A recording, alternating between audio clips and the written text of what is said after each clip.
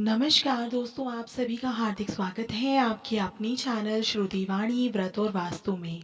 देखो, जीवन में जब जब कठिनाइयाँ आती हैं, बाधाएं रास्ता रोकती हैं, मेहनत के बाद भी फल नहीं मिलता, तो समझ लो कहीं ना कहीं शनिदेव हमसे कुछ कहना चाह रहे हैं। ऐसे में एक बहुत सरल और शुभ उपाय है शनि प्रदोष व्रत। अब आप कहेंगे ये क्या होता है, कैसे करना चाहिए और इससे क्या लाभ मिलता है। तो आज मैं आप सभी को विस्तार से बताने जा रही हूँ एकदम।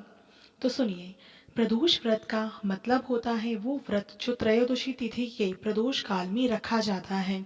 यह व्रत खास तौर पर भगवान शिव जी को समर्पित होता है, लेकिन जब यह व्रत शनिवार को पड़े तब इसका फल कई गुना बढ़ जाता है, क्योंकि उस दिन शनिदेव भी विशेष रूप से पूजनीय होते हैं। शनिदेव को हम कर्मों का दाता मानते हैं। वो जैसे कर्म होते हैं वैसा ही फल देते हैं। अगर हमारे जीवन में नौकरी में दिक्कतें, कोर्ट कचहरी के झमेले, स्वास्थ्य की परेशानी या पैसा ही नहीं टिकता, तो शनि महाराज से शरण लेने में ही भलाई है।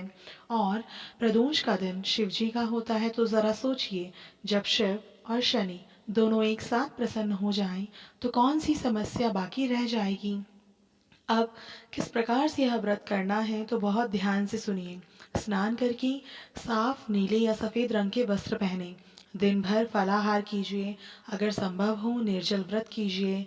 संध्या के समय सूर्यास्त से ठीक पहले, जिसे प्रदोष काल कहते हैं, एक साफ जगह पर भगवान शिव की मूर्ति रखें या शिवलिंग रखें।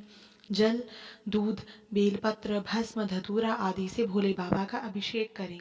अब शनिदेव के लिए सरसों के तेल का दीपक, काले तिल, काली उड़द और नीले फूल अर्पित करें। उसके पश्चात श्री शिवाय नमस्तुभ्यम या ओम नमः शिवाय का कम से कम 108 बार जाप करें। साथ ही शनिदेव के मंत्र बता रही हूँ, उनका भी आपको जाप 108 बार करना चाहिए। मंत्र इस प्रकार है: ओम नीलांजन समाभासम रविपुत्रम यमाग्रजम छाया मार्तंड संभूतम तम नमामि शनैश्चरम। अंत में भगवान से प्रार्थना करो कि हे प्रभु, मेरे जीवन से संकटों को दूर कीजिए, मुझे सत्कर्मों का बल प्रदान करें। इस दिन की कथा भी बेहद प्यारी है। एक निर्धन बालक ने शनि प्रदोष व्रत करके अपना भाग्य ही बदल डाला, जिन्हें उज्जैन का राजा बनाया गया। इससे यह सिद्ध होता है कि अगर सच्चे मन से कुछ भी कार्य किया जाए तो यह व्रत इंसान को अर्श से फर्श तक पहुंचा सकता है। अब जानिए कि इस दिन आपको क्या नहीं करना चाहिए। इस दिन किसी भी ज़रूरतमंद को या किसी परेशान व्यक्ति को ना सताएं, झगड़ा ना करें, झूठ ना बोलें, कटु वचन ना किसी से कहें। यह सब शनिदेव को बिल्कुल पसंद नहीं।